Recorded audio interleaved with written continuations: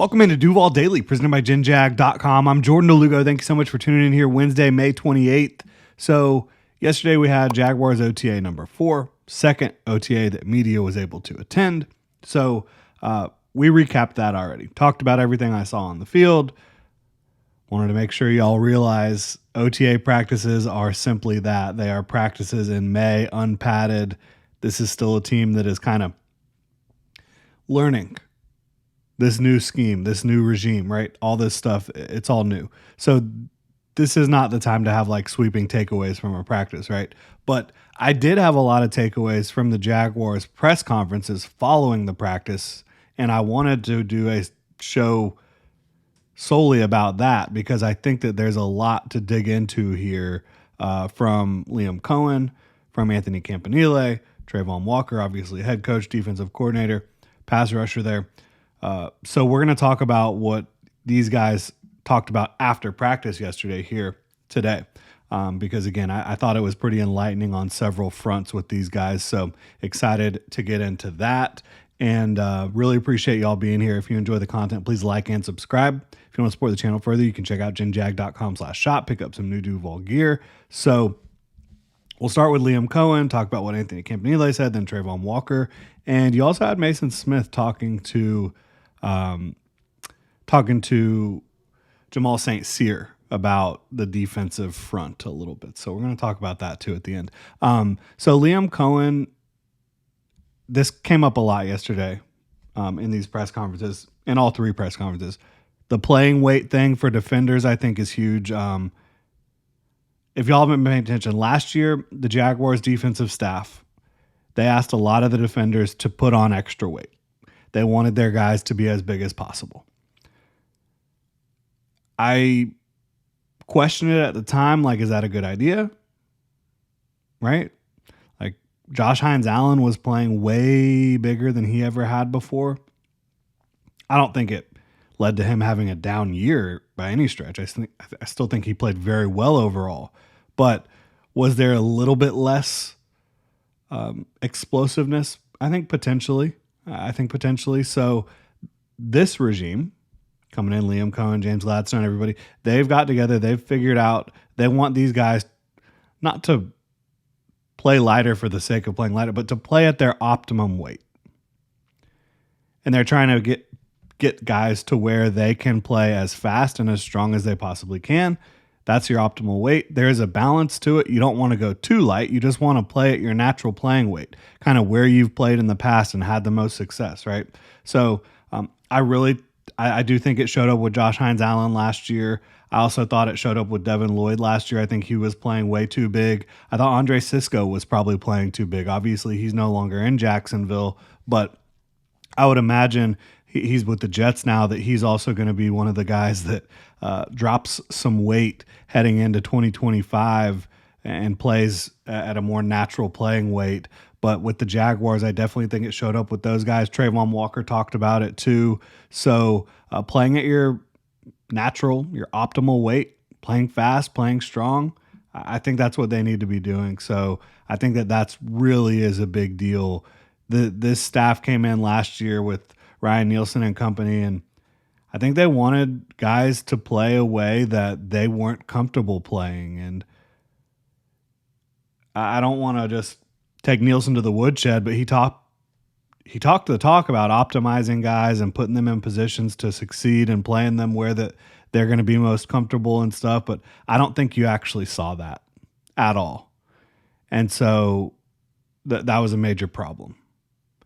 He was asking guys to do things that were not going to lead to the most success that they could have. You're hopeful and you believe that Anthony Campanile and company are going to actually practice what they preach there a little bit better, right? Obviously, we haven't seen this thing play out throughout a full season, so remains to be seen, but it sounds, based on what they're saying, like they do have the right idea in terms of just getting these players in the proper physical condition to have their best seasons in 2025. And they've talked about how the strength and conditioning team, which is a new team, has done a really good job with this group. Liam Coen also talked about Travis Hunter's practice schedule. That's kind of been a question mark, fans, media, etc.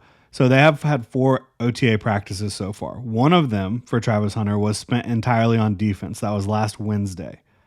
So right now, they're going to keep it to one side of the ball during practice for Travis Hunter on a given day.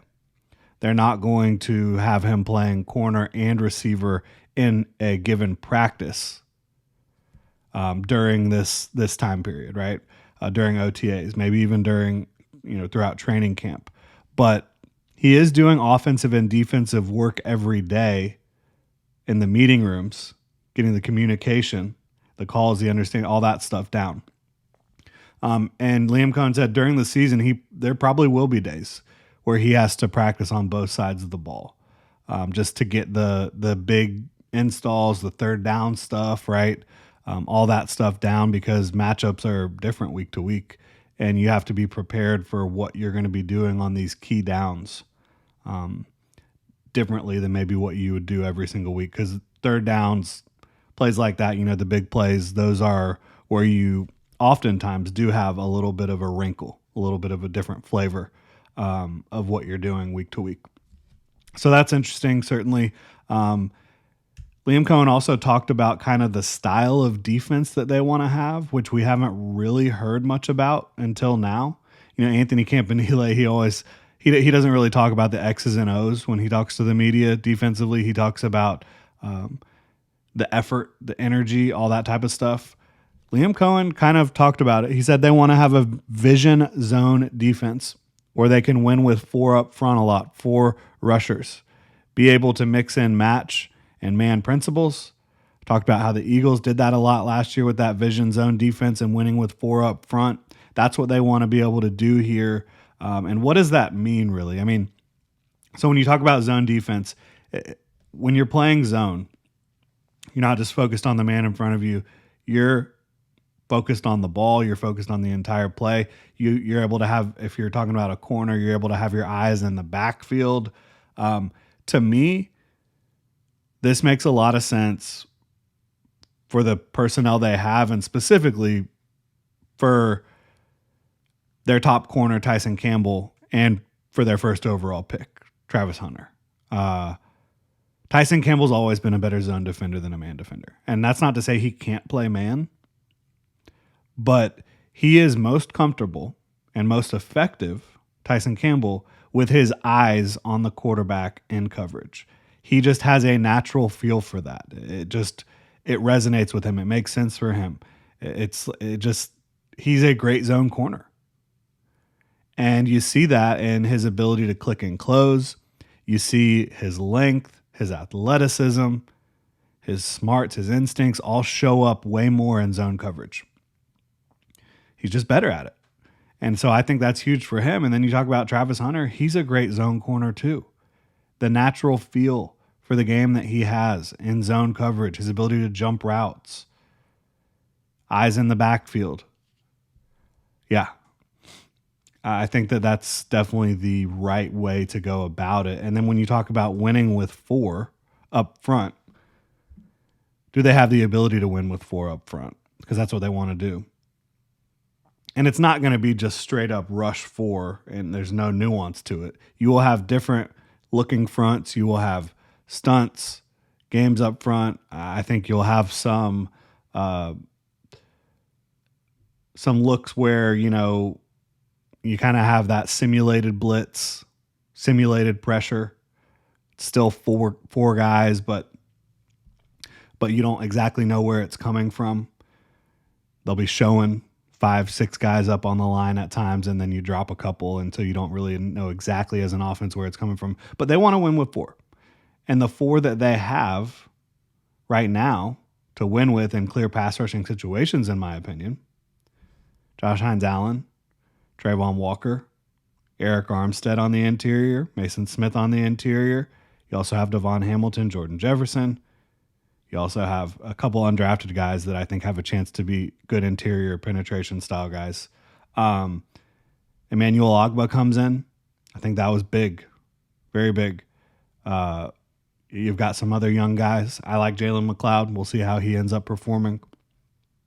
So I think that is the way you would like to be able to win defensively. We'll see how it comes together. I think that they have the front to do it. I think that they have corners who excel in zone coverage with vision in the backfield. It sounds like they're heading in the right direction. And last year, again, with Ryan Nielsen's defense, it was the most man-heavy defense in football. Did I think that suited the skill set of the players the best that it could? No, I didn't. It was exciting to hear him talk about it. Nothing cheap, nothing deep. But again, I think that there was more talk than walk with last year's group.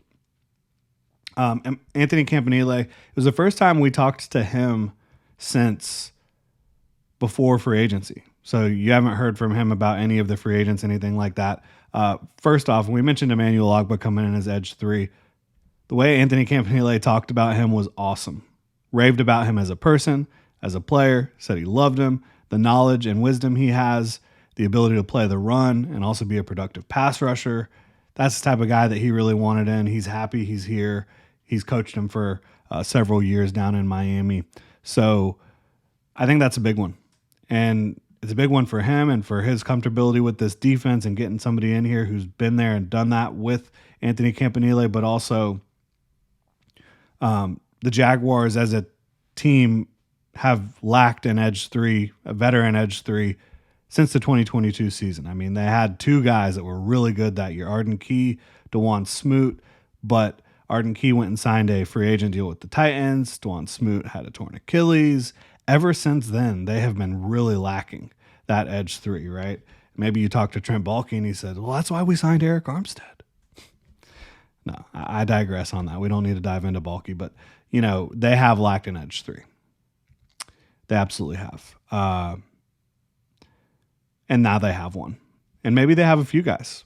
If Jalen McLeod can be what they expect him to be, what I expect him to be able to be, I think he can be a rotational rusher. The way that Anthony Campanile talked about the defensive backs they brought in free agency, and again, haven't talked to him since before free agency, so he's talking about some of these guys for the first time. Eric Murray and Jordan Lewis, those veterans, when he was asked about them, he led with the communication that they bring. He said they communicate at a very high level. And he said communication leads to anticipation, and anticipation leads to big plays. And so I do think that's huge. Just their ability to know how to communicate effectively, Eric Murray and Jordan Lewis. Eric Murray at safety, Jordan Lewis at corner. And you saw Eric Murray make a play yesterday in coverage, right? Was able to stick with BT down the field a little bit. In game, does that happen? I don't know, but it looked pretty good in practice. I think he's right about communication. It's critical. And you have a couple guys who have played a lot of football there. And he also talked about them both just being really good football players. I think Jordan Lewis personally is a much better overall player than Eric Murray, but he likes both of them. He's excited about both of them. And he's happy to have them on the team. Also talking about a couple younger guys, he complimented and was asked about Jarian Jones quite a bit. He's excited about Jarian. He thinks that Jarian's going to do really good things for them. But he also complimented Buster Brown during his press conference. Said that Buster's done a good job.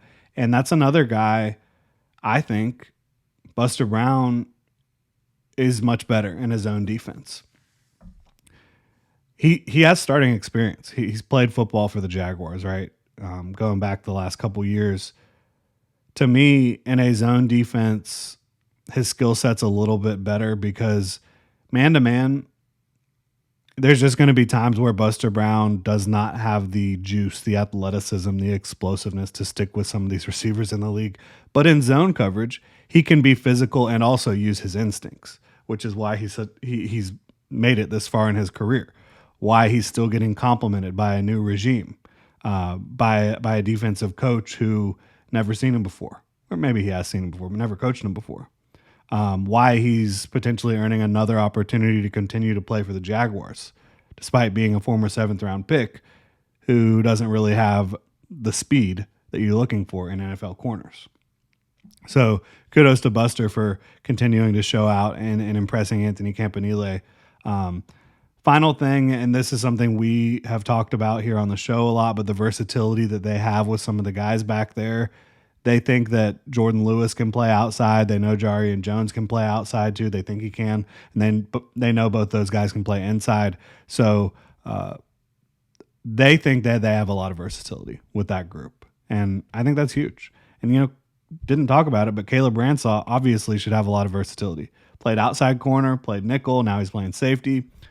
So I think that'll be something that can help them out, break glass in case of emergency type of things. And then finally, we had Travon at the podium. He spoke about the weight situation, said that he's lost 3 pounds, but he has been really focused on his body composition more than just like directly losing weight. So he's lost some weight, but it's been more about focusing on that, the ratios, muscle to fat, all that stuff. He thinks some of the added weight last year did take its toll down the stretch. He also said he would not use that as an excuse. His number one thing when kind of talking about this new staff and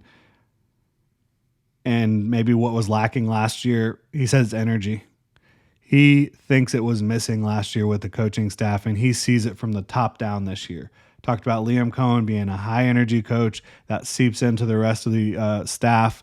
And Anthony Campanile, he said he's the same guy every single day, and it's high energy all the time, and he loves that. That's all you can ask for.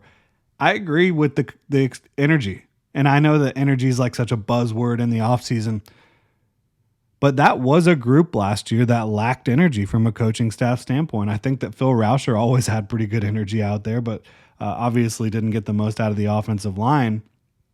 Other than that, Heath Farwell, who's still here, very energetic guy. Who else was bringing energy on the practice field? To me, there wasn't much of it. Doug wasn't high energy. Press Taylor's not high energy. McCoy's not high energy. Ryan Nielsen wasn't really all that energized on the practice. I mean, there was some times an individual where he was getting after some guys, but yeah, I think that this is a big deal. As cliche as it is, I do think the energy matters. First time Travon's talked since getting that 5th-year option done. He said he was excited to get it done, but that's not what he's worried about right now. He says he's obviously in Jacksonville for a little bit longer, but he says he still has to come out and do what he's supposed to do every single day, and that nothing is guaranteed. And Travon, this is just a guy that you want to have in your building. The player and the person, the leader, all that stuff. I love the way he approaches things and thinks about things.